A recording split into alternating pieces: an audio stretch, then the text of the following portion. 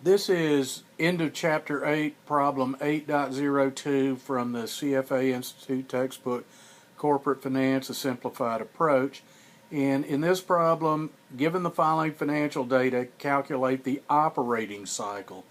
All right, the operating cycle is days of inventory, how long stuff sits on the shelf, plus days of receivables, how long after you sell it till you actually get paid.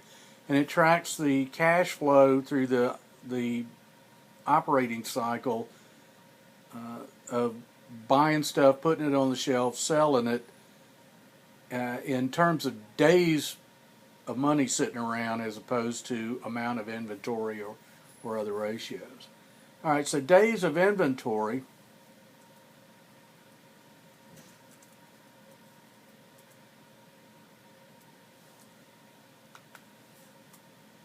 is calculated as inventory divided by 1 day's cost of goods sold. So to get that, the ending inventory here be 2,300.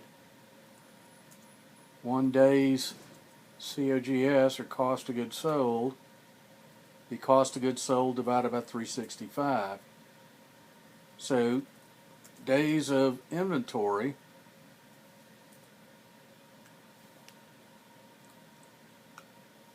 if we buy 54, or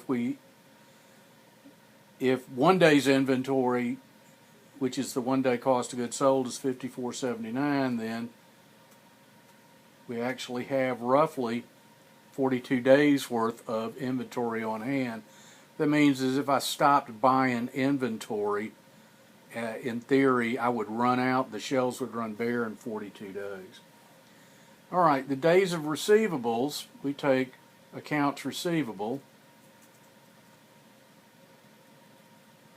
and divide that by 1 day's sales.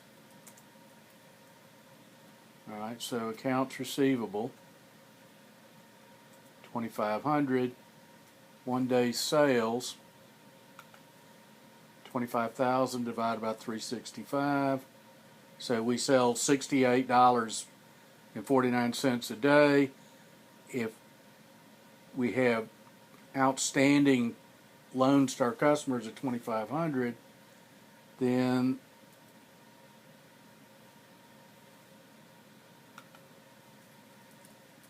days of receivables is 2,500 divided by 68.49.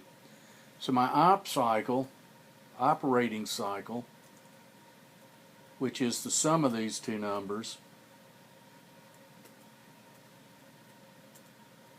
is 78.475 days. The closest answer is C.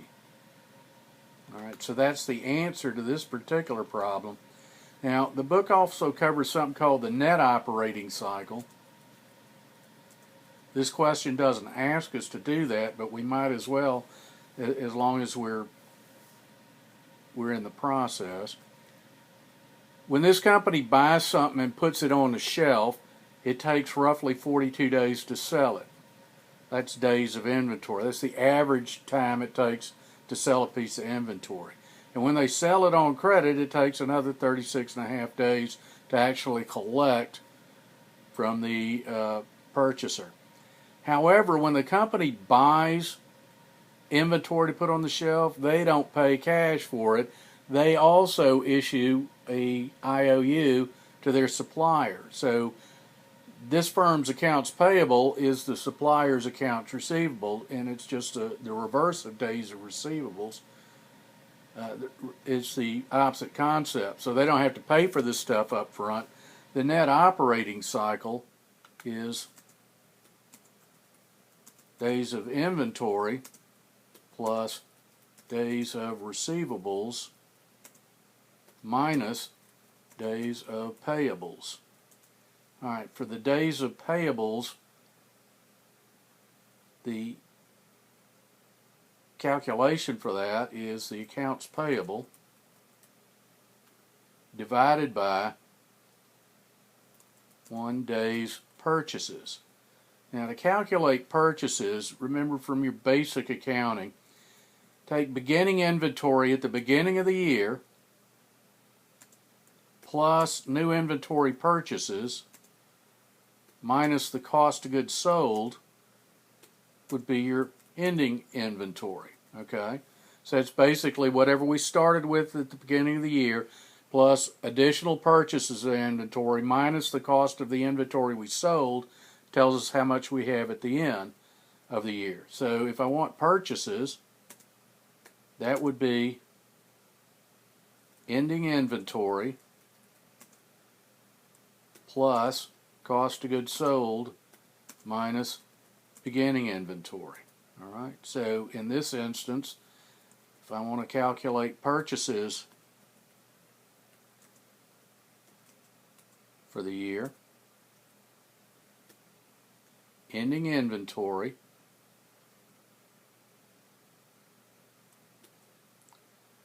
plus cost of goods sold minus beginning inventory. And that tells me that the firm purchased $20,300 during the year. So if I take the accounts payable that's still unpaid and divide it by how much I purchased during the year, I convert that to 1 day's worth of purchases during the year. That means I bought $55.62 on average per day. Then my days of payables is simply 1,700 divided by 1 day's purchases. So my net operating cycle would be the operating cycle of 78.5 minus the days of payables. So it's about 48 days net that I have money tied up in working capital.